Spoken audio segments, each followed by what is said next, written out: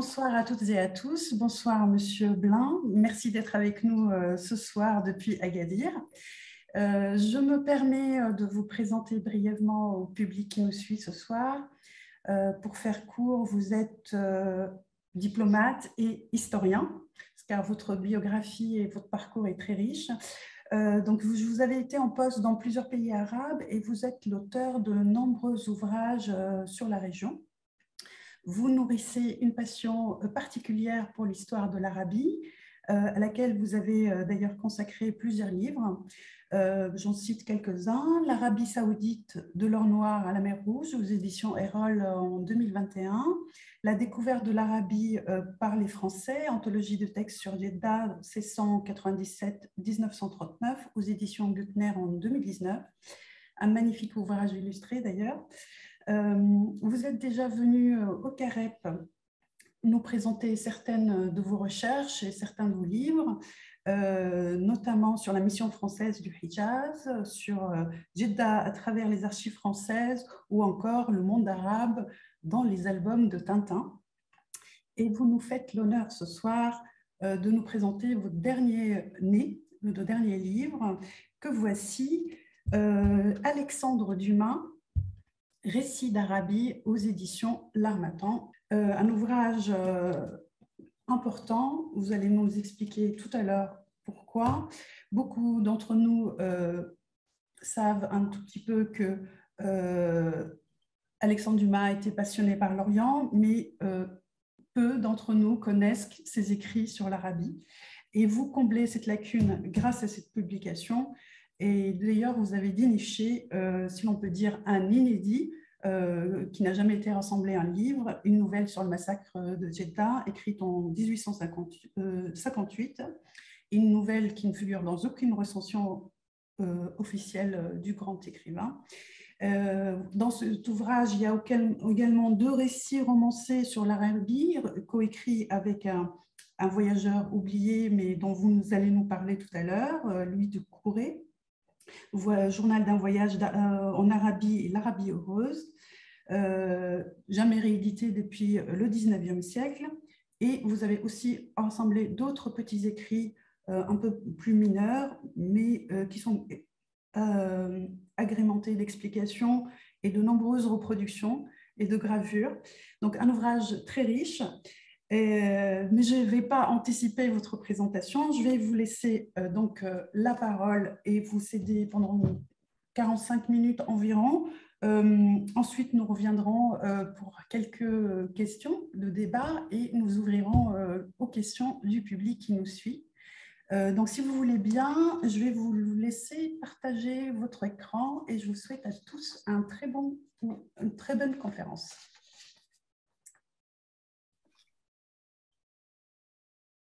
Voilà, ça marche comme ça? Oui, très bien. Très bien. Bon, d'abord, merci beaucoup au CAREP. Je suis maintenant un habitué, mais à chaque fois, c'est un vrai plaisir, à la fois grâce, bien sûr, à l'institution elle-même et à son public, avec lequel la discussion est toujours passionnante. Bien, donc je présente aujourd'hui un livre qui étonnera certains, puisque Alexandre Dumas, on le connaît surtout pour le Comte de Monte Cristo, évidemment. C'est tout de même l'Orient qui se profile derrière ce titre bien connu, mais son attrait pour l'Arabie est tombé dans l'oubli, alors qu'il lui a consacré 4 écrits témoignant de son empathie pour la région et l'islam. Dumas avait les yeux et l'imagination tournés vers la mer Rouge, en précurseur d'une longue série d'auteurs français fascinés par la région. Inversement, il n'aurait pas publié d'écrits sur l'Arabie s'il n'avait su qu'il satisferait ainsi les goûts du public pour le mystère et l'aventure. Les biographes de Dumas ont pourtant négligé ce volet de son œuvre. Je vais essayer de passer la deuxième diapositive, mais attendez, il faut que je fasse la petite flèche à droite. la petite flèche à droite, oui, justement, mais je la cherche. Sur votre clavier, sinon. Oui, c'est sur le clavier. Alors, attendez. vous êtes en train de partager l'écran. Je vais arrêter ou quoi?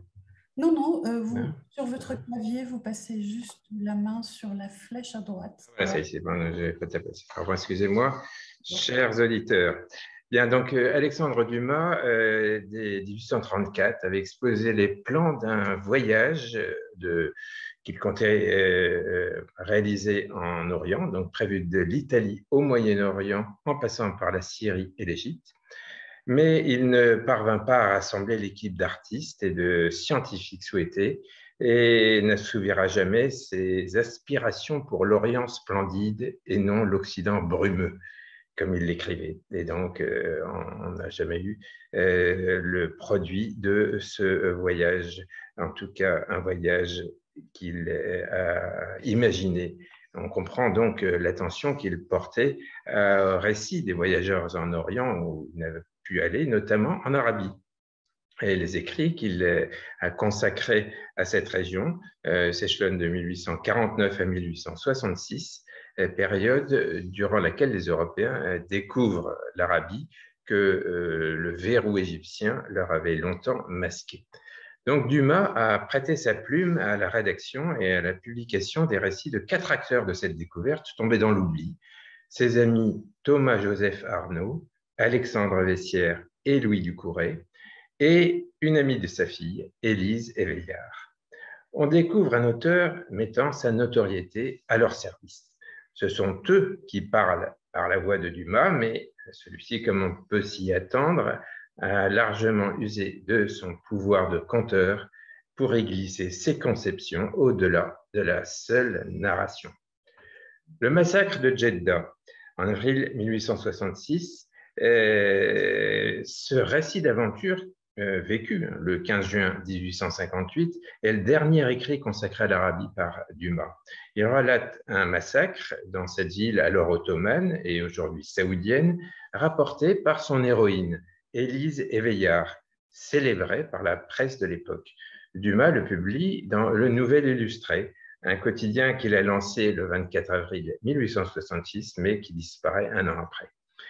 Il n'a jamais publié son récit en livre, comme il en avait l'habitude. Dumas a habituellement publié en feuilleton et ensuite recollé l'ensemble dans des livres. C'est donc un écrit inédit qui ne figure pas dans la bibliographie des œuvres d'Alexandre Dumas. On peut résumer le massacre comme suit. Dans ce port de la Mecque, bien sûr situé dans le Hejaz. L'incident qui allait susciter la mobilisation de sa population éclata au sujet de l'application de la juridiction consulaire britannique sur un navire de commerce. Il illustre l'ingérence et le rôle croissant que prenaient les consuls à Jeddah en raison de l'importance des échanges européens avec l'Inde. Le consul britannique était commerçant, ce qui faisait de lui un concurrent direct des négociants de la ville. Il saisit en rade de Jeddah un navire dont le tribunal local avait prononcé le passage de la juridiction britannique à celle de la Porte. La colère des marchands locaux éclata lorsque le consul, refusant ses conclusions, monta à bord du navire pour amener le pavillon ottoman et le fouler aux pieds.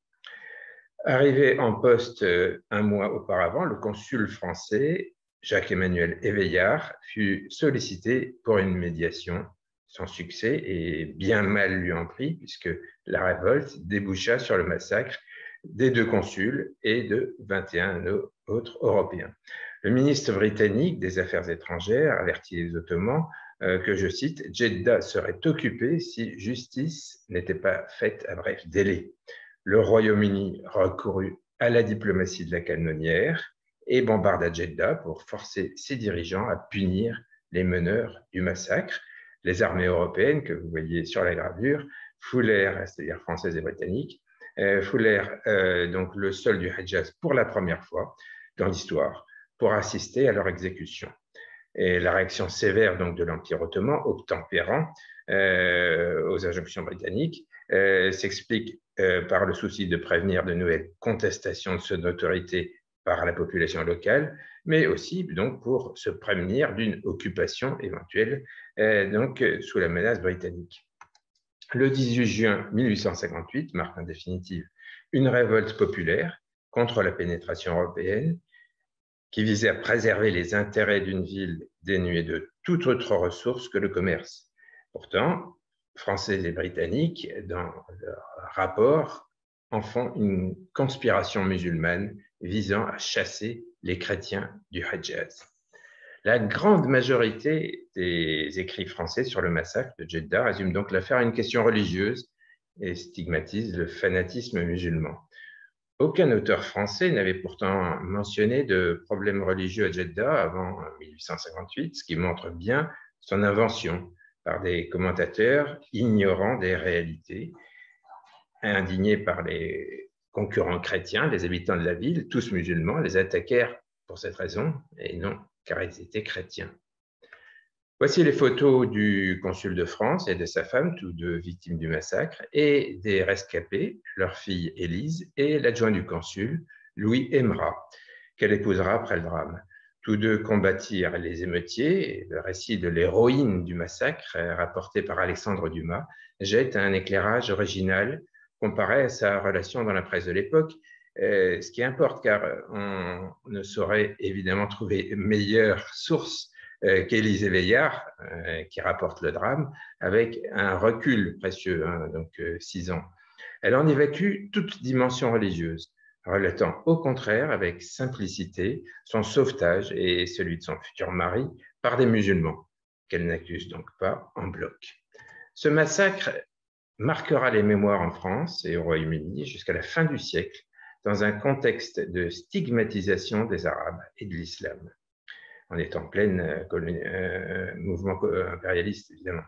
La ville de Jeddah fait donc irruption dans le grand public français de la pire manière, avec des conséquences inattendues, puisque l'atelier Buquet à Rouen fabrique le mouchoir illustré que vous voyez, intitulé Massacre de Jeddah, qui immortalise le massacre avec bien sûr une diffusion sur un accessoire dont personne ne se passait à l'époque, c'était comme une cravate. On y distingue les 4 héros, de droite à gauche, Louis Emra, Élise Veillard et son père et sa mère à terre. On retrouve dans cette nouvelle d'Alexandre Dumas son don pour les mises en scène dramatiques qui confère au récit une dimension littéraire dépassant le fait divers. Et Dumas vient grossir donc ici les rangs des auteurs humanistes, récusant la thèse de l'atavisme antichrétien des habitants de Jeddah et au-delà des musulmans dans leur ensemble. On passe à la mer Rouge, donc journal de 2 voyageurs, où Alexandre Dumas rédige une introduction. Ce sont les voyageurs Arnaud et Vessières qui lui avaient demandé de publier leur récit de voyage, comme il avait fait déjà pour son ami Adrien Dozas pour le Sinaï. Ce récit et son introduction figurent en première partie d'un autre ouvrage écrit par Dumas avec Louis Ducouret, dont on va parler, publié sous le titre « Pèlerinage de Hadji Abdelhamid Bey, Médine et la Mecque ». Le périple d'Arnaud et Vessières résulte de l'expansion égyptienne dans la région, à laquelle ils avaient contribué en servant dans l'armée du vice-roi Mohamed Ali, qui avait ouvert les portes de l'Arabie à la France en enrôlant de nombreux officiers français, à tel point qu'Arnaud écrit avec humour dans son livre qu'à cette époque-là, les Français pleuvaient au Caire. Arnaud est fasciné par l'aventure en Orient. Il écrit, je cite, « Notre Europe n'est qu'une taupinière. L'Orient seul est grand. L'Orient seul est splendide. L'Orient seul est neuf de ses 4000 ans de vieillesse. Allons en Orient. » Il répond donc à la demande de médecins français pour l'armée de Mohamed Ali et s'établit à Jeddah après l'évacuation égyptienne de l'Arabie en 1840. Il part 3 ans plus tard pour le Yémen et devient le premier Européen à pénétrer à Marib, où ses découvertes archéologiques confirment l'existence du royaume de Saba et de son fameux barrage. C'est le récit de ce voyage que Dumas introduit. Ensuite, Arnaud retournera au Yémen avec Vessières, rencontré à Alexandrie, et les 2 amis regagnent la France où Louis Ducouret les présente à Alexandre Dumas. La santé déclinante d'Arnaud après ses voyages l'oblige à y mettre un terme à moins de 40 ans. Oublié malgré ses hauts faits, il se retire chez son frère en Algérie, où il meurt dans l'anonymat. On retrouve dans cet écrit la faconde habituelle d'Alexandre Dumas. Il incite les Français à riposter à l'implantation britannique dans la région, entamée en 1836 dans le sud, à Aden, en tentant de contrer l'alliance britanno-ottomane, qui a rabaissé en 1840 les ambitions de l'Égypte, de Mohamed Ali, qui avait conquis l'Arabie, une grande partie, et qui était partenaire de la France. Et les deux pays n'ont pu s'opposer donc à l'accord européen conclu en 1840, l'enjoignant à évacuer ses conquêtes en Arabie. Dumas, dans son écrit, songe à une alliance franco-arabe de substitution en mer Rouge visant à miner la présence britannique en Inde. Il rêve d'y rattacher l'Abyssinie, aujourd'hui Éthiopie. Le raisonnement de Dumas repose sur la demande d'alliance avec la France exprimée par le souverain du Tigré, une région d'Éthiopie, dans une lettre envoyée au roi Louis-Philippe en 1845. Dumas regrette que celui-ci ait décliné la proposition et il voit dans l'entreprise d'Arnaud et de Vessières une nouvelle tentative de rapprochement avec les Abyssins. Son écrit traduit bien l'engouement français pour la région, qui s'était traduit par l'ouverture d'agences consulaires françaises à Jeddah en 1839, puis à Massawa, sur la côte occidentale de la mer Rouge, en 1841. Et on trouve dans l'avant-propos de Dumas un étonnant panégyrique du wahhabisme. À l'heure où il écrit, l'Empire ottoman a réussi à contenir son expansion grâce à Mohamed Ali, en fait, qui a détruit le premier État saoudien. Mais comme les autres libéraux de son époque, marqués par la guerre d'indépendance grecque en Europe, Dumas dénonce le despotisme des Ottomans. Et logiquement, il appelle les dirigeants français à s'allier à leurs opposants en Arabie et propose donc d'associer à l'alliance franco-wahhabite l'émir Abdelkader. Son projet de coalition franco-algéro-égypto-saoudienne contre l'axe britanno-ottoman fera long feu, mais il reste un témoin oublié du penchant arabophile de certains écrivains français au milieu du XIXe siècle. Hasardeux et même utopique en Éthiopie aussi bien qu'en Arabie, l'écrit de Dumas n'aura aucun impact, mais il révèle un excellent observateur de l'évolution politique de l'Arabie et une meilleure connaissance de la politique intérieure de ce pays dans la France de l'époque que dans celle d'aujourd'hui. L'autre introduction de Dumas, c'est celle qu'il a donnée à son ami Alexandre Vessières, déjà cité, qui intègre l'armée coloniale française en 1840 en Algérie, puis part pour l'Égypte, lui aussi en 1845, où il sert dans l'armée de Mohamed Ali, avant de rencontrer Arnaud 2 ans plus tard. Il effectue 2 voyages en sa compagnie au Hedjaz, au Yémen, puis en Éthiopie. Revenu en France en 1856, Vessières publie ses souvenirs de voyage avec un avant-propos d'Alexandre Dumas. Il repart peu après chasser l'éléphant, sans gros succès dans la vallée du Nil, où il meurt à 44 ans, assassiné sans doute, au confluent du Nil bleu et du Nil blanc, c'est-à-dire à Khartoum.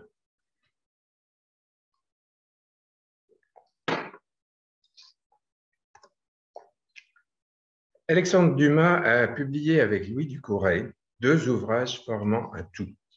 Journal d'un voyage en Arabie en 1856 et L'Arabie heureuse, souvenirs de voyage en Afrique et en Asie en 1860.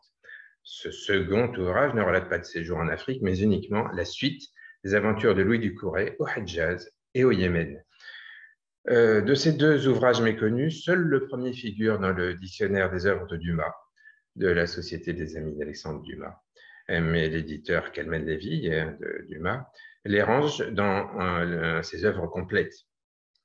Les 2 ouvrages, en tout cas, rassemblent le récit du voyage effectué en Arabie de 1842 à 1844 par Louis Ducouré et rédigé par Alexandre Dumas à partir de ses notes de voyage. Dumas n'a pas précisé quel travail cela avait représenté pour lui par rapport à ce que Louis Ducouré avait préparé, mais il l'a bien décrit dans son avant-propos au journal d'un voyage en Arabie, je cite, « Tandis qu'il parle, j'écris ». Louis Ducouré prenait des notes pendant son voyage et son récit n'était donc pas uniquement oral, il en a même rédigé et publié le début en 1848. Mais on peut considérer l'ensemble comme une œuvre commune. Dumas enjolive surtout de son talent de conteur et parfois de son imagination les aventures extraordinaires mais bien réelles, vécues et consignées dans ses notes par Louis Ducouré. La prose de celui-ci est d'ordre documentaire, à l'instar de celle des autres voyageurs qu'il avait précédés dans une région alors méconnue du public. Et Dumas s'empare des faits qu'il rapporte pour en faire une odyssée dans sa grande tradition romanesque. L'ensemble forme un récit d'aventure en Orient passionnant et pourtant oublié.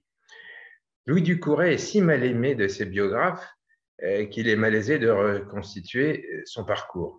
Il a signé ses récits de voyage du nom adopté après s'être converti à l'islam, Abdelhamid, qu'il fera précéder de Hadji après avoir effectué le pèlerinage à la Mecque, et il y adjoindra le titre de Bey, décerné par le gouverneur ottoman de la Mecque qu'il servit dans la ville sainte, d'où son nom d'auteur de Hadji Abdelhamid Bey. Il part à 24 ans pour l'Égypte, où Mohamed Ali l'enrôle dans son armée. Chargé en 1840 d'une mission d'exploration de la haute vallée du Nil, il pousse jusqu'au Sud-Soudan actuel. Retourné au Caire, il repart pour un voyage ayant pour objectif Bagdad, mais qui durera de 1842 à la fin de 1847. Il se convertit à l'islam à Jeddah, d'où il gagne la Mecque, où il s'établit pendant plus d'1 an au service du grand shérif. Il y fait connaissance d'un émissaire du shérif Hussein, émir d'Abu Arish, au Yémen, à ne pas confondre avec la ville égyptienne d'El Arish. Celui-ci l'appelle à ses côtés pour réorganiser son armée. Ducouré affirme qu'il compte encourager Hussein à résister au Royaume-Uni qui entretient depuis Aden des visées sur ses possessions et son allié l'Empire ottoman, dont les relations avec son vassal Hussein sont difficiles. Ducouré aspire en fait à soulever les Arabes contre les Ottomans, en précurseur de Laurence d'Arabie. Il reste un peu plus d'1 an à Abu Arish, qu'il quitte pour Mocha, Sanaa, le Hadramaut et Mascate. Son récit de voyage s'arrête à cette ville, mais ses pérégrinations se poursuivent dans le Nejd, en Arabie centrale, où il est emprisonné après avoir fait naufrage.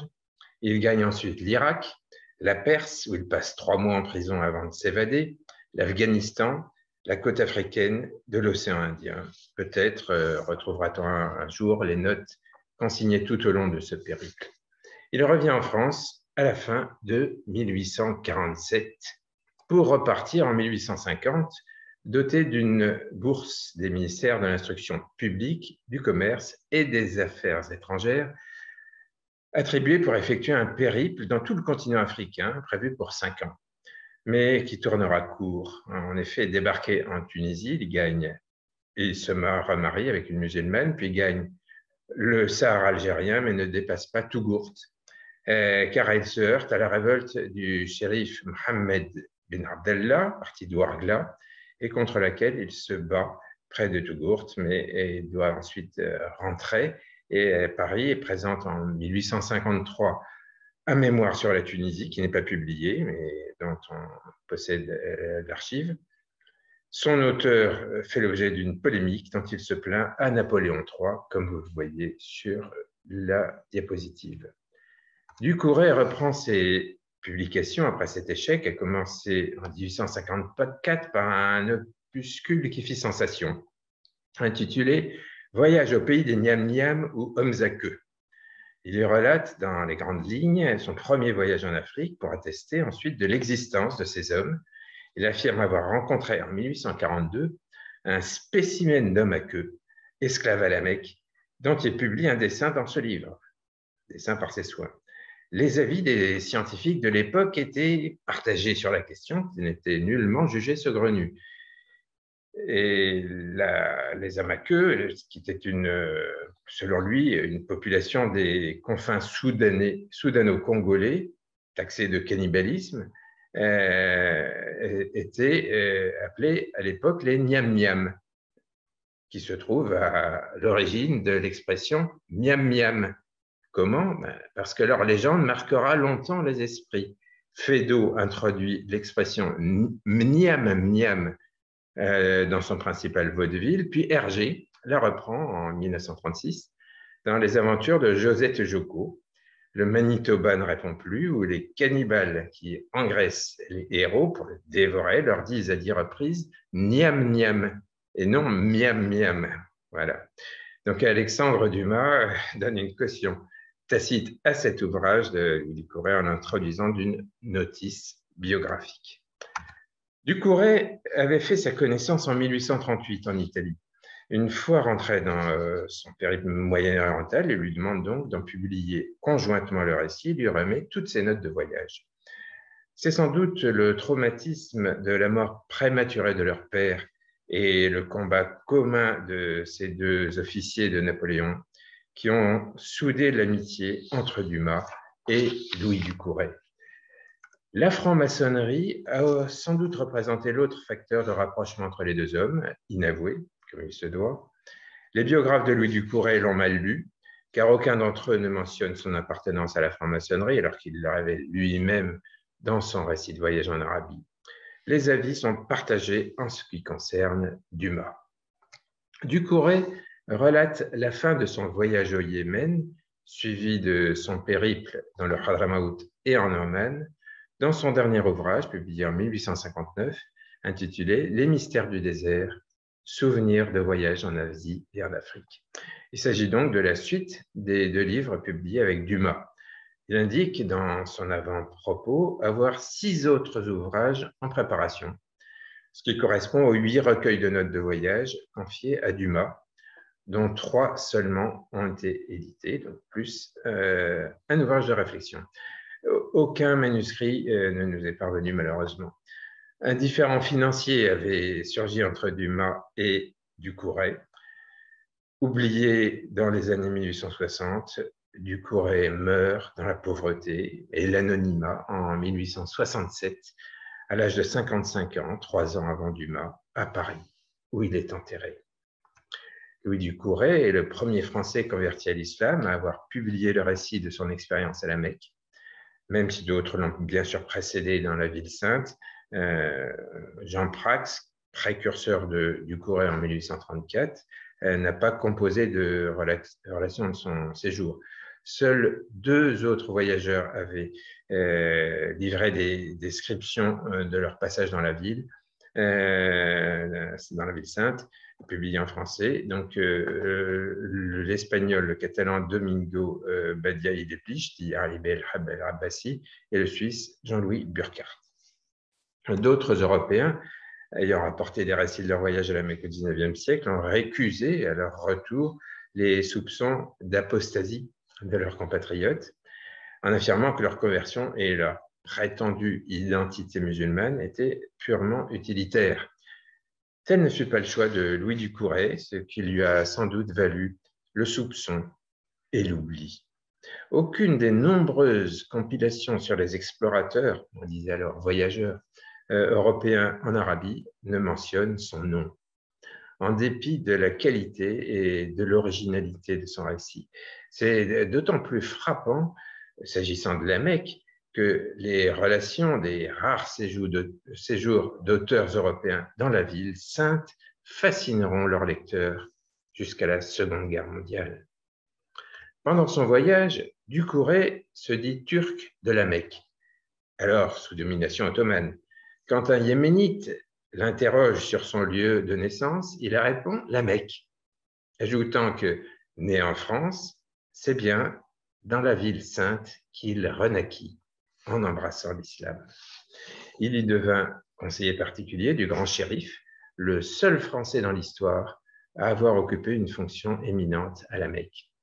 On voit ici le grand shérif, Ibn Aoun, dont il était conseiller, et son fils et successeur, Abdallah, sur la plus ancienne photographie jamais prise d'un ressortissant de la péninsule arabique. La description de la Mecque, livrée par Dumas et Ducouré, est originale et apporte au lecteur francophone de nombreux détails, alors inédits, sur la ville et ses fonctions religieuses, qui gardent aujourd'hui un grand intérêt historique. Dumas mit sa notoriété au service du Ducouré par amitié, sans doute, mais aussi par souci pédagogique. Exposer les traditions et les rites musulmans et décrire les lieux saints revêtait un caractère novateur dans un contexte français et dénigrant l'islam. Le récit du séjour de Louis Ducouré à la Mecque livre une somme d'indications sur sa vie quotidienne au milieu du XIXe siècle d'un intérêt documentaire unique. Il revêt aussi une portée exceptionnelle, tant la ville sainte appartenait alors au domaine du mythe chez les Européens, comme l'illustre notamment leur croyance en la lévitation du tombeau de Mahomet, qui est situé communément à la Mecque, alors qu'il est à Médine. Le récit pourfend cette légende et d'une manière générale démystifie l'islam en banalisant son berceau. Sans doute faut-il donc voir dans la conversion, puis la fidélité à l'islam de Louis Ducouré, la principale raison du halo de soupçons qui l'entoure et de sa réputation d'affabulateur dans une France considérant alors cette religion comme exotique et ses convertis comme des renégats. Hadji Abdelhamid Bey transgresse alors la norme. Il était téméraire d'ériger ce voyageur en héros d'un récit dont les autres protagonistes étaient de surcroît des orientaux, mais du mal à fait. Dans la littérature de l'époque, les orientaux passaient au mieux pour des archétypes ou des faire-valoir imaginaires, au pire pour des adversaires, et non pour des personnages littéraires. Dumas insère dans le livre une histoire de l'islam, l'exposé de ses rites et une biographie de Mahomet, qu'il conclut comme suit, je cite, « Fondre toutes ces croyances en une seule, réunir tous les Arabes sous une loi commune et donner à ce peuple un nouvel élan, telle fut la tâche immense qu'entreprit le génie de Mahomet. Comment donc refuser un tribut d'éloge au Créateur de tout ce que l'histoire musulmane offre de grand, de noble, de glorieux ?» Qui sait aujourd'hui qu'Alexandre Dumas était un admirateur du prophète de l'islam. Quant au rapporteur du premier récit présenté par Louis Ducouré devant la société orientale, il indique, je cite, que sans abdiquer sa nationalité, M. Ducouré avait pris les mœurs, le costume, la religion même des Arabes. Il assimile donc l'islam et l'arabité et sous-entend leur incompatibilité avec la nationalité française. Ducouré tentera sa vie durant de prouver le contraire sans succès. Le rejet qu'il a subi découle de l'acception du concept d'islam à son époque, qui excluait de facto un Français converti à l'islam de la communauté nationale. L'objectif de Louis Ducouré dans ses écrits était, je cite, de bien faire comprendre les prodigieux résultats politiques et humanitaires que l'avenir garde à l'Orient par la reconstitution probable de la puissante nationalité arabe. Derrière l'aventurier se profile donc l'avocat d'une cause, celle des Arabes et de l'islam, à une période cruciale de l'essor de l'impérialisme européen, dont il était persuadé que la France impériale, on est sous Napoléon III, était le meilleur héros. Son séjour de plus d'1 an au service du shérif Hussein de Morarish visait à appuyer un farouche ennemi de la pénétration britannique en Arabie, dont il pensait que c'était une catastrophe aussi bien pour les Français que pour les Arabes, d'où la cause commune. Mais sa sympathie pour les Arabes ne l'empêche pas d'être perspicace sur leurs faiblesses, ce qui rend le livre d'ailleurs d'une actualité saisissante quand il rapporte les propos tenus en 1844 par l'imam de Sanaa quelques semaines avant d'être assassiné. Je cite, « Ah, si les Arabes ne se fussent pas divisés, que ne seraient-ils pas comme puissance et quelle force ne trouveraient-ils pas dans leur unité » 1844. Les historiens occidentaux ne se sont pas penchés jusqu'à présent sur l'histoire de l'émirat d'Abu Arish. Aujourd'hui, simple bourgade du sud saoudien, cette ville dut indirectement sa gloire éphémère à une évolution politique majeure qui sous-tend le récit de notre voyageur, le développement de la rivalité franco-britannique dans le bassin de la mer Rouge, effet indirect de la concurrence pour le contrôle de la route des Indes. À la Mecque, comme dans la Syrie, à Abu Arish ou à Sanara, on voit que les potentats locaux s'opposent aux puissances extérieures, Empire ottoman ou Royaume-Uni, tout en cherchant à s'allier à elles dans les incessantes querelles fratricides issues de leurs ambitions propres. Les puissances instrumentalisent à cette fin les appartenances tribales, base de l'anthropologie de la péninsule arabique et aussi parfois la religion. Ducouré rencontre en chemin le Mahdi zaydite, Hassan, qui embrasait le Yémen du fond d'une caverne perdue près de Damar et découvre qu'il est franc-maçon. Le livre apporte là des indications étonnantes sur l'influence de la franc-maçonnerie en Arabie. Sujet resté obscur, même totalement inconnu jusqu'à nos jours. Qu'il soit chiite, comme le Mahdi Hassan, ou sunnite, comme le shérif d'Abu Arish, tous deux francs-maçons, les opposants à l'imam de Sanara, compromis par ses liens avec les Britanniques, sont les précurseurs d'un nationalisme arabe dont les auteurs se font les avocats en prônant une monarchie arabe avec la Mecque pour capitale. Ce récit présente pour l'historien un gisement incomparable de données couvrant les champs du savoir les plus divers: cartographie, botanique, zoologie, médecine, ethnologie, navigation, commerce international, religion, sciences sociales, relations internationales, histoire littéraire, bien sûr, mais il n'a rien d'une dissertation. On ne s'ennuie jamais avec l'avalanche d'aventures de tous acabits vécus par le héros. Navigation troublée par la tempête, pêche aux requins ou aux calmars géants, chasse aux hyènes et aux panthères, découverte d'horribles serpents et scorpions, conflits tribaux ou internationaux, fièvres et maladies, histoires d'amour, conversion à l'islam et circoncision douloureuse. Toutes les facettes d'une Arabie foisonnante d'humanité et de vie sauvage apparaissent dans une narration qui fascine le lecteur, tout en l'instruisant sur une contrée alors méconnue en Europe. Ducouré n'est pas un savant orientaliste, mais il sait suffisamment d'arabe et de turc pour évoluer en Orient comme un poisson dans l'eau. Ses capacités linguistiques lui permettent de comprendre la lingua franca, ou langue de communication de la région, a disparu aujourd'hui, un mélange d'italien, de français et d'arabe, langue dont il devient l'interprète. Il n'est pas islamologue, mais il cite des sourates du Coran à bon escient et rapporte la tradition musulmane avec justesse. Il établit avec humour la liste de ses occupations en Arabie. Je cite: tourneur, mouleur, fondeur, diplomate, négociant, horloger, médecin, maçon, fumiste, tapissier. On pourrait ajouter chasseur, stratège et ethnologue. Sa relation des intrigues de palais et des conflits tribaux expose les déterminants anthropologiques de l'Arabie mieux qu'un traité. Son récit des rapports entre les Britanniques d'Aden et leur environnement yéménite est d'une grande justesse politique et d'une finesse sociologique remarquable. Sa description d'un repas musulman, son passage sur le guignol oriental Karagoz, forment de véritables régals sur le plan ethnographique. Mais la qualité principale dont il fait preuve au long de son périple est sans doute l'empathie à l'égard de ces personnages de rencontre qui charment le lecteur, de la danseuse Jamila, reine des Almées de la Mecque, à la belle Fatma, avec qui il tisse une idylle dans la ville sainte, en passant par sa jeune esclave Hafsa, dont le récit de la mort touche le lecteur, et surtout par la bergère Pama, la lune, et le neveu de l'émir d'Abu Arish, Majnoun Laïla des confins yéménites et alter ego du fou d'Elsa.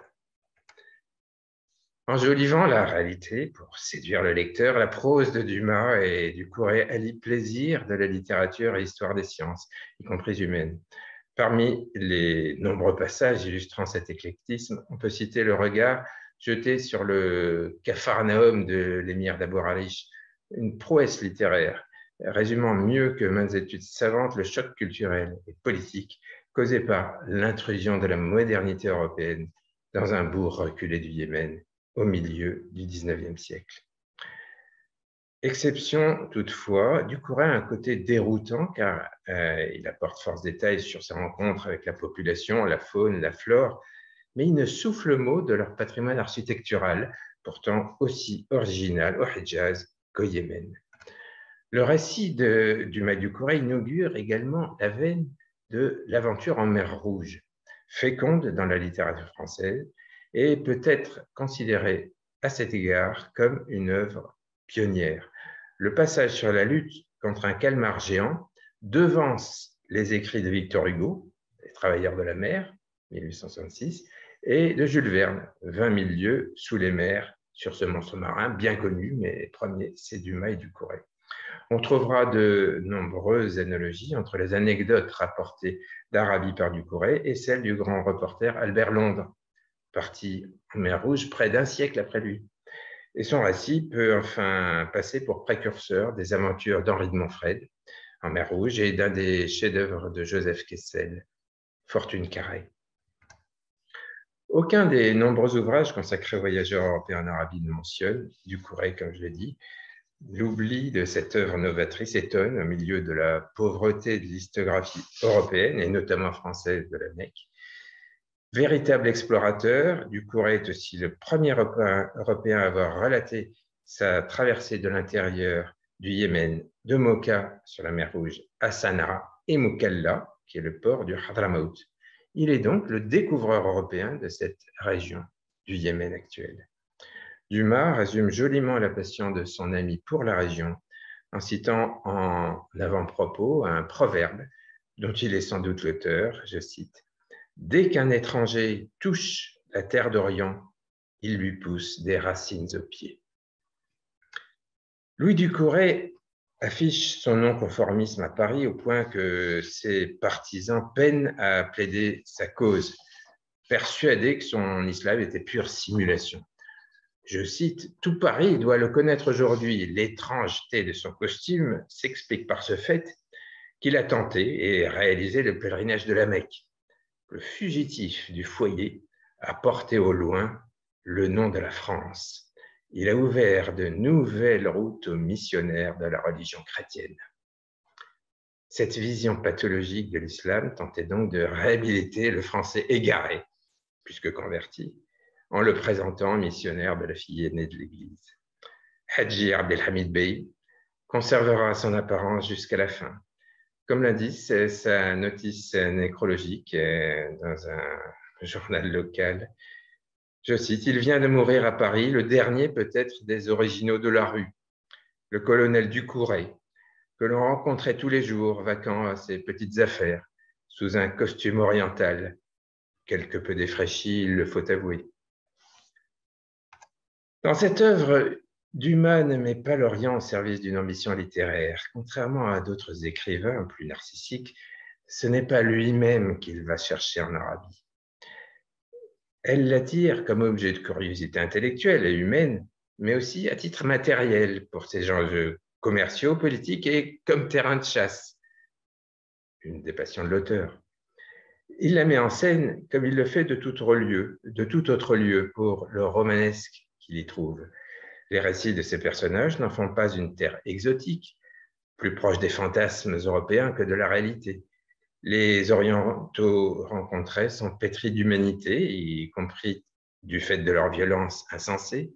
Dumas ne leur épargne pas les traits de son humour, souvent corrosif, et leur réserve le même traitement qu'à ces personnages européens. Il les respecte, en humaniste sans frontières, à l'heure où nombre d'Européens les diabolisent ou, au contraire, en font des personnages des mille et une nuits. L'Arabie d'Alexandre Dumas n'a rien de mythique. Les aventures qui vivent ces héros téméraires reflètent la réalité d'une terre où les Bédouins guettaient les voyageurs à chaque instant pour les détrousser et d'une mer Rouge qui ballottait les navires au gré d'un régime des vents capricieux. Même ancrée dans le siècle, la prose de Dumas sur l'Arabie est dénuée de culturalisme.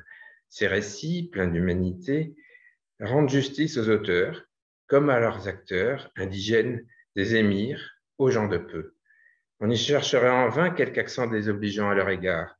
Quand ils déclarent, avec Ducouré, que, je cite, l'arabe est le philosophe, le sage du monde civilisé, il s'inscrit même à contre-courant du racisme colonial. Le récit de voyage est le premier grand document ethnographique français sur l'Arabie.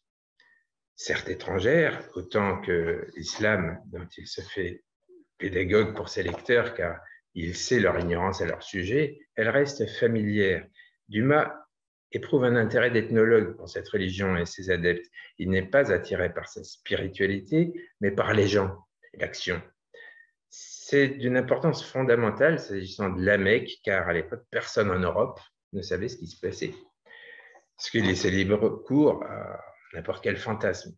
Dumas démythifie la Mecque, et donc indirectement l'islam, qui devient familier, y compris son prophète, grâce à sa biographie.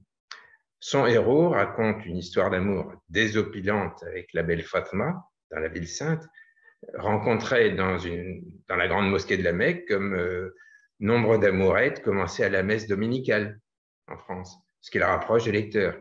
Les musulmans, êtres étranges venus d'ailleurs, deviennent des gens comme les autres. Des 4 écrits de Dumas rassemblés, donc dans mon livre, se dégage, au-delà de leurs différences, une attirance et une profonde empathie de l'auteur pour l'Arabie.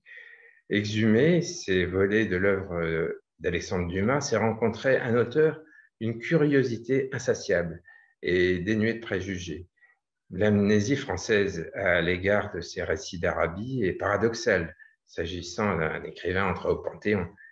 Ses écrits s'inscrivent dans la veine de l'orientalisme littéraire français, méconnu en ce qui concerne cette partie de l'Orient oubliée des Français, sans doute car ils ne l'ont pas dominé. Nous retrouvons ici, grâce à Alexandre Dumas, la mémoire de 4 personnages de romans, pourtant bien réels, dont 2 ont connu une notoriété éphémère, Élise Éveillard et Louis Ducouré, les 2 autres étant restés dans l'anonymat, Thomas-Joseph Arnaud et Alexandre Vessières. Malgré leurs hauts faits, accomplis avec intrépidité et sans moyens, ou presque, ces héros tragiques sont restés inconnus des Français comme des Arabes. Nul lieu de mémoire n'est attaché à leur nom. Ils sont tombés dans l'oubli, à l'instar des écrits que leur a consacrés Dumas, mais aussi d'une France à la mémoire courte. Ils ont vécu des aventures extraordinaires et sont devenus des héros de papier à redécouvrir, tels 4 mousquetaires d'Arabie. Je vous remercie de votre attention. Merci beaucoup, Monsieur Blin, pour cet exposé très, très riche et dont nous allons discuter, j'espère, avec notre public, que j'invite dès à présent à poser ces questions dans la petite case Q&A en bas de l'écran. Donc voilà, on a envie de revenir sur toutes ces belles gravures, sur tous ces dessins extraordinaires. Mais avant tout, j'aimerais qu'on revienne sur la genèse de ce livre, de votre recherche. Qu'est-ce qui vous a...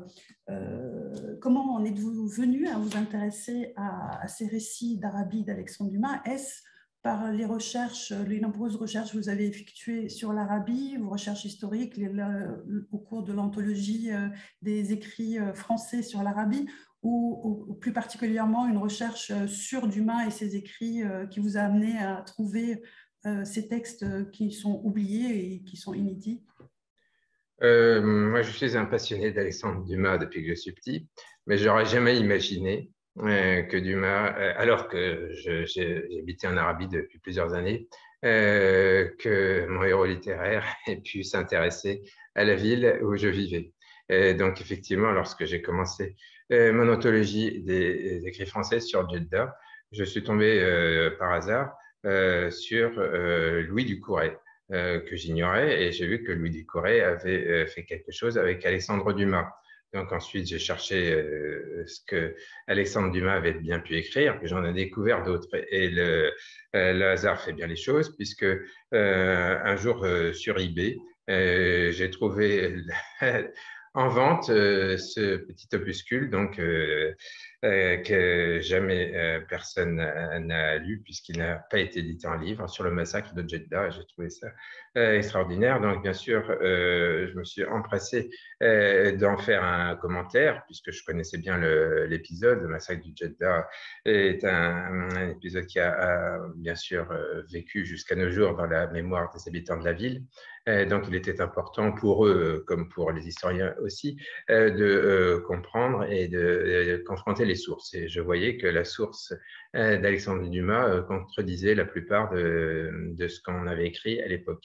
Alors, en fait, celui qui, à mot couvert, a fait la même chose, c'était le grand ami d'Alexandre Dumas, Victor Hugo.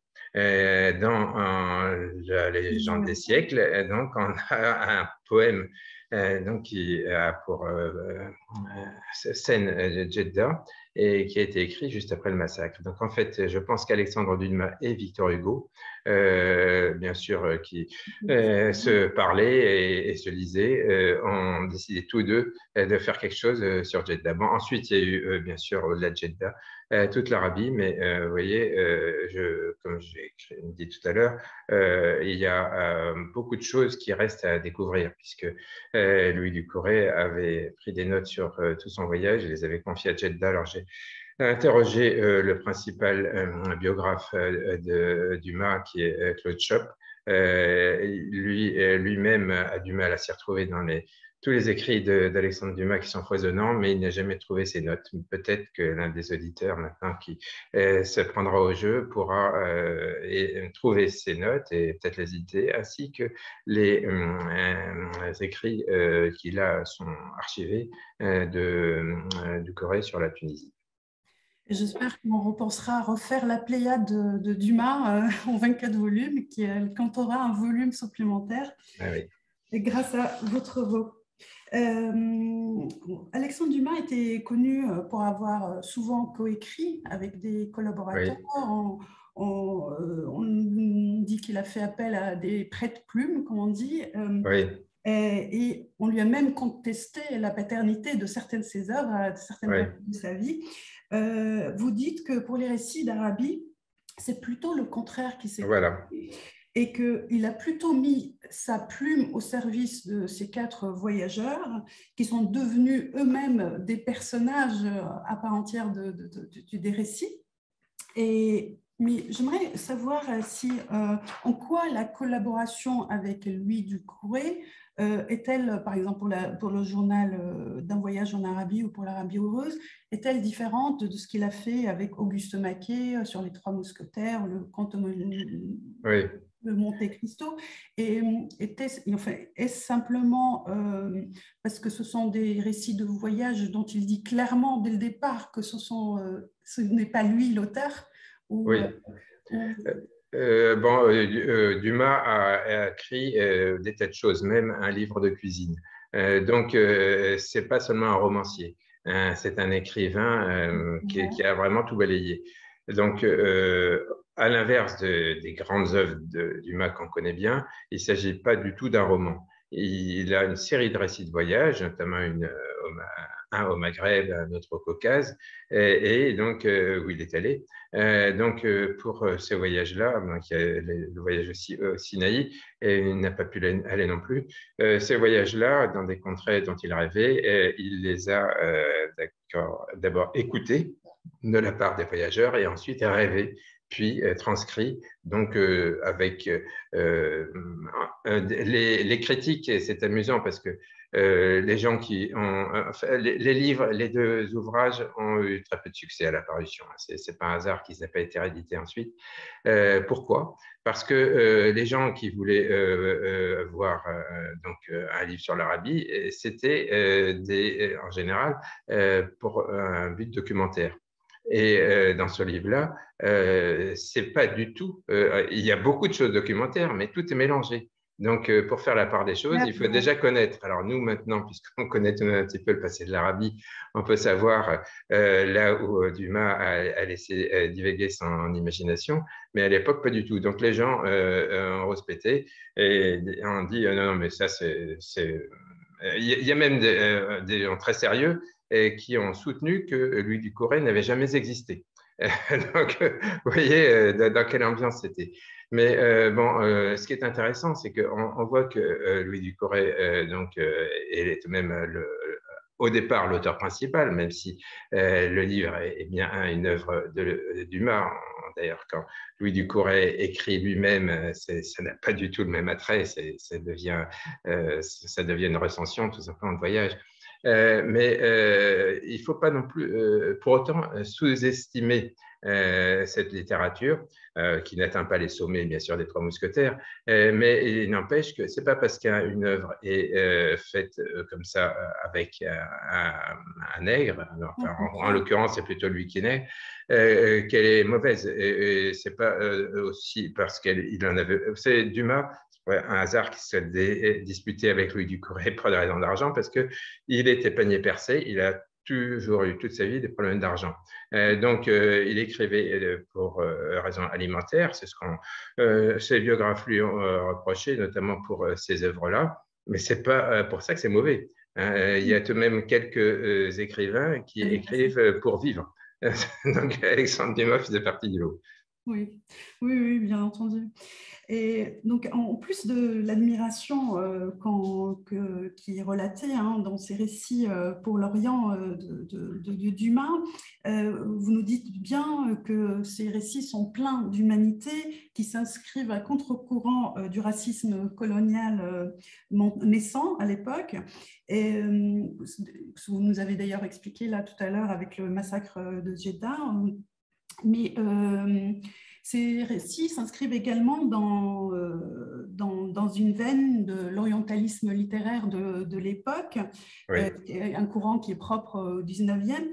Et en quoi, par exemple, la vision de Dumas diffère de ses auteurs contemporains comme Hugo pour les orientales, ou Nerval ou Lamartine pour Voyage en Orient, où dans le cas de Dumas, était-il juste simplement méconnu et comment vous expliquez qu'on les a oubliés, qui sont sortis comme ça des mémoires alors qu'il participe à cette même veine littéraire? Un sujet extrêmement vaste, enfin, en quelques mots. Les trois que vous avez cités étaient des amis et qui sont venus à l'islam tardivement et qui ont été fascinés par cette religion. Lamartine et Hugo étaient islamophobes au début et ils sont devenus, chacun pour des raisons différentes, islamophiles. Dumas, au contraire, il n'a jamais eu aucun préjugé vis-à-vis de qui que ce soit, mais contrairement aux deux autres, il ne s'est jamais intéressé à l'essence de la religion. Il a simplement cherché à rendre cette religion et ses adeptes surtout plus familiers du public européen. C'est pour ça qu'il a rédigé une biographie de Mahomet. Alors, elle n'est pas très originale parce qu'en fait, c'est en grande partie une reprise de celle de Lamartine qui, elle, était très originale. Mais qui sait que Alexandre Dumas a fait une biographie de Mahomet? Enfin, donc, c'est le seul fait d'avoir fait ça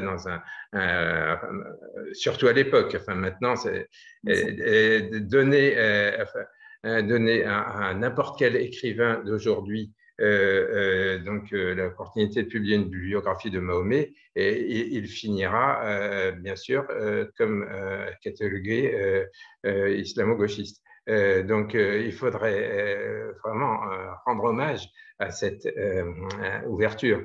Alors, on a une image de l'orientalisme européen du 19e siècle très marquée par le livre d'Edward Said qui contient énormément de bonnes choses, mais qui ne voit que le verre à moitié vide.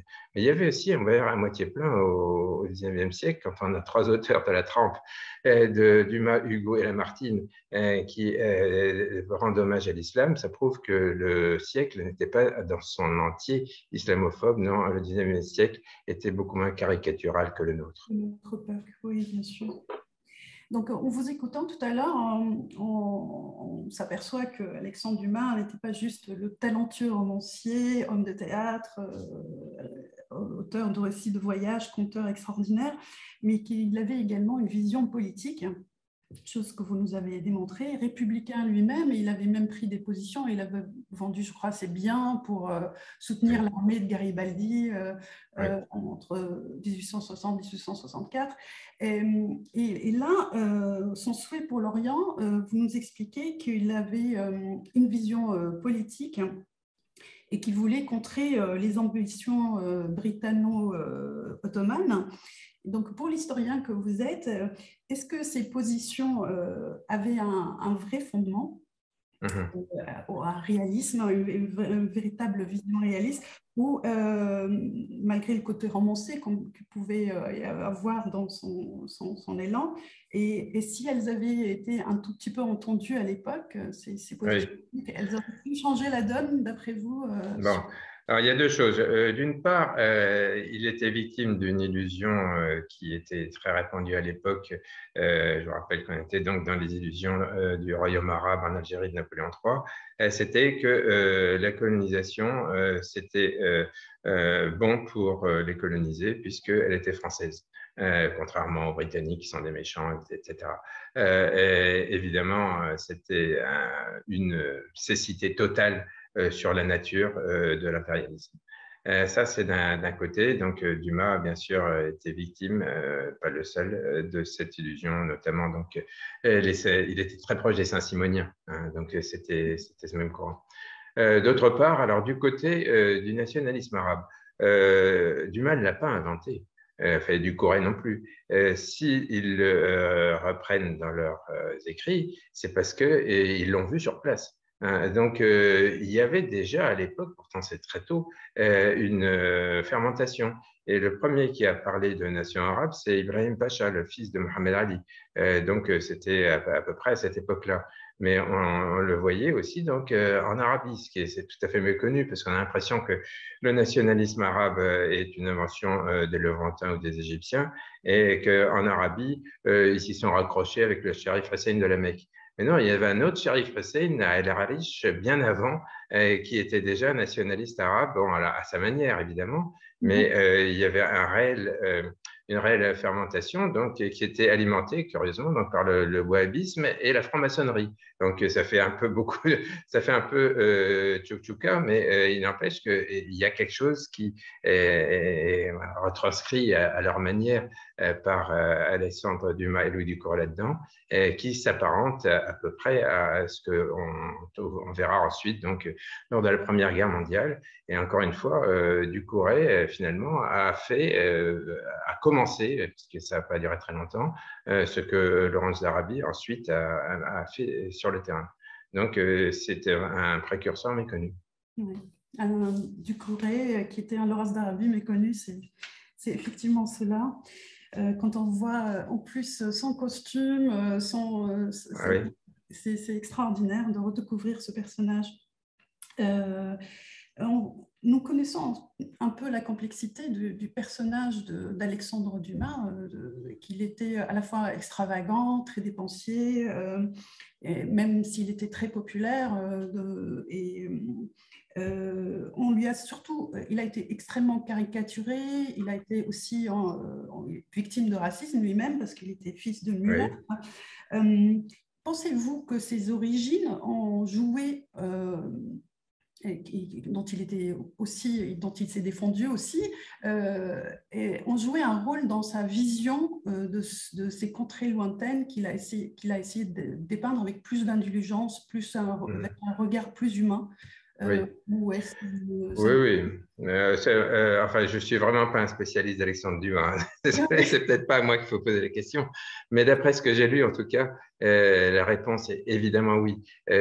Pourquoi? Parce que, en fait, ça l'a décentré. Lui, le problème de tous ces Français, surtout à l'époque, mais ça continue jusqu'à présent, c'est l'européocentrisme. Et Dumas, il n'a jamais été européocentrique pour la bonne raison qu'au départ, il n'était pas européen. Donc, évidemment, il avait la culture française, mais il était ouvert, de par ses origines, origine à d'autres cultures. Alors, à l'époque, évidemment, c'était l'Orient. Bon, il ne s'est pas vraiment intéressé à la culture de ses aïeux, mais pour lui, l'Orient, c'était des gens comme les autres. Et c'est ça qui a fait la différence, toute la différence. Contrairement à des gens très bien disposés comme Victor Hugo vis-à-vis de ses contrées, lui, il vivait, il les sentait. Donc, pour lui, il n'y avait pas de problème. C'était un passeur de culture. Oui. Alors, revenons un tout petit peu à Louis Ducouré, parce que c'est quand même le personnage extraordinaire. Et ces récits qui documentent l'islam, hein, surtout, à une époque où l'on ignorait pratiquement tout de cette religion, ou très peu, en dehors du fait qu'il est parmi les premiers Français, comme vous nous avez expliqué, qui vont parler, qui font une biographie de Mohamed, en tout cas une description très détaillée de la Mecque. Pensez-vous que ces récits participent à une démystification de l'islam, en tout cas à lui donner une place similaire aux autres religions et sans l'a priori qui lui est toujours souvent accolé, et elle mérite d'être réétudiée par l'islamologie aujourd'hui? Oui, enfin, les islamologues n'apprendront pas grand-chose, sauf sur le plan historique, parce que justement, tout de même, et peut-être sur eux-mêmes, parce que l'islamologie européenne, donc à l'époque, enfin, il faut évidemment ne pas voir ça de façon anachronique. Quand Ducoré et Dumas écrivent, l'islam est très très peu connu, très très méconnu. Hein. C'est pas comme maintenant où on a une avalanche de livres qui nous expliquent ce que c'est. Et donc, et ça paraît au lecteur actuel un petit peu primaire, mais bon, en tout cas, c'est pas ce qu'il dit sur l'islam a surtout tout de même certaines originalités et des points d'intérêt, mais c'est pas le principal. Ce qui est principal, c'est la vie quotidienne à la Mecque. Parce que là, c'est là qu'on voit que l'islam, c'est pas simplement pour les islamologues. Et c'est pas quelque chose de complètement étranger. En fait, ces gens sont comme nous, et il y a des scènes vraiment qui pourraient, qu'il faudrait décrire en détail, mais qui montrent à quel point donc ces auteurs humanisent les musulmans. C'est ça leur principal apport. Les musulmans sont des gens qui sont tout à fait fréquentables, y compris par quelqu'un qui est au Panthéon. Yes, magnifique. Eh bien, ça rejoint une des questions, je crois, parce que je voulais juste clore sur, en tout cas, l'intérêt ethnographique, parce que ces récits sont en intérêt documentaire et historique, mais aussi de descriptions très détaillées, que je vous invite tous d'ailleurs à lire dans cet ouvrage. Oui, ben, je vous remercie, mais Rachel, excusez-moi de vous interrompre, mais hormis l'intérêt historique, c'est tout de même c'est génial, c'est l'Alexandre Dumas. C'est passionnant, c'est ce que je voulais dire justement. Pardon. Et c'est que c'est extrêmement romancé, et c'est pas des écrits mineurs de Dumas, c'est vraiment passionnant. Il y a des descriptions, il y a des descriptions de scènes de pêche, de scènes de médecine locale qui sont extraordinaires et passionnantes. Donc voilà. Je vais voir s'il y a d'autres questions. Il y a une question de monsieur Denis Bouchard. Retrouve-t-on dans les grands romans de Dumas des traces de son attrait pour l'islam et l'Orient? Dans les grands romans, je pense qu'il parle des cristaux. Oui, non, ça dans les romans, je ne vois pas. Par contre, dans les récits, oui. Dans le récit de Voyage au Caucase, surtout. Au Sinaï et au Maghreb, pas trop. Non, c'est. Mais encore une fois, j'ai pas tout lu. Il faudrait. Il n'y a pas beaucoup de gens qui ont tout lu d'ailleurs. Mais non, vraiment, je ne vois pas. Dans Monte Cristo, il n'y a pas d'islam, non. Non, c'est pour ça qu'on est passé à côté d'ailleurs, parce que on n'imaginerait pas que Alexandre Dumas s'intéresse à l'islam en particulier et à la religion en général. D'accord. Eh bien, je pense qu'il n'y a pas d'autres questions. Donc, je voulais vous remercier chaleureusement pour cet exposé, inviter encore toutes les personnes qui nous suivent à découvrir ce passionnant ouvrage. Et merci encore.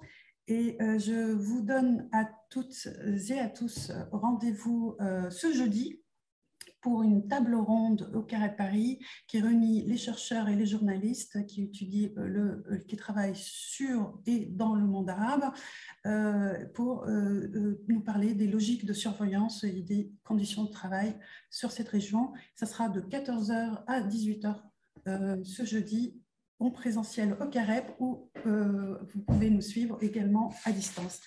Je vous remercie beaucoup, Monsieur Blin, et au plaisir de vous revoir encore prochaine fois pour le prochain ouvrage, j'espère. Merci. Merci beaucoup. À bientôt. Merci. Au revoir.